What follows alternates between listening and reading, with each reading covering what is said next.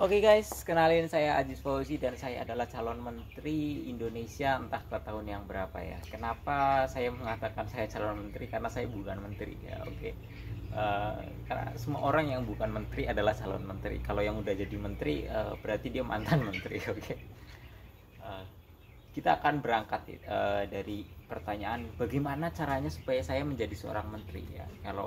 Kalau kalian lihat ya, sebenarnya skill set yang dimiliki oleh seorang menteri itu kan ya masih common sense ya, masih manusiawi. Jadi bukan sesuatu yang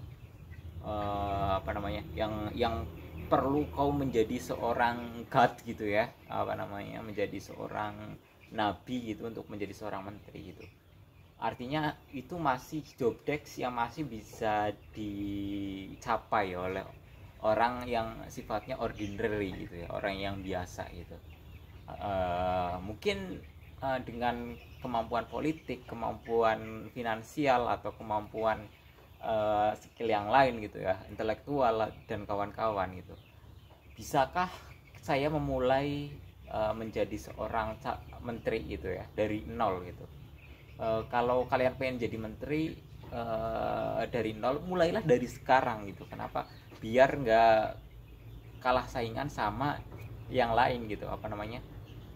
Sebenarnya skill set yang dimiliki oleh misalkan yang mungkin menteri sekarang yang terkenal siapa ya, Nadiem Makarim misalkan ya, itu uh, untuk sampai tahapan sekarang mungkin sebenarnya kalau kita resumekan ya, dilatih selama setahun itu bisa gitu, walaupun mungkin dia punya pengalaman yang puluhan tahun di ini gitu ya, untuk sampai pada titik yang Nadiem Makarim gitu ya.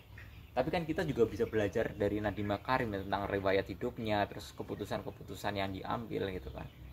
Nah, uh, dengan memulai dari sekarang gitu ya, mungkin uh, misalkan tahun 2024 kan akan mau jadi pencalonan lagi ya. Jadi kalian mungkin training bentuk kekuatan politik, kekuatan ekonomikal dari sekarang itu.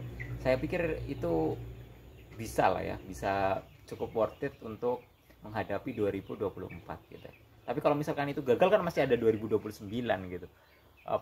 Terus latih terus skill set kalian, politik powernya dikuatkan gitu ya.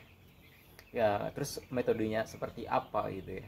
Ya kalau kalian punya imajinasi tentang bagaimana saya menjadi seorang menteri gitu ya, saya pikir yang perlu dilakukan itu mendetailkan langkah-langkahnya gitu ya. Misalkan saya pengen jadi menteri kesehatan ya, makanya saya harus kuliah medik gitu ya. Kalau saya pengen di Kementerian Pertanian, saya kuliah di agrobisnis misalkan.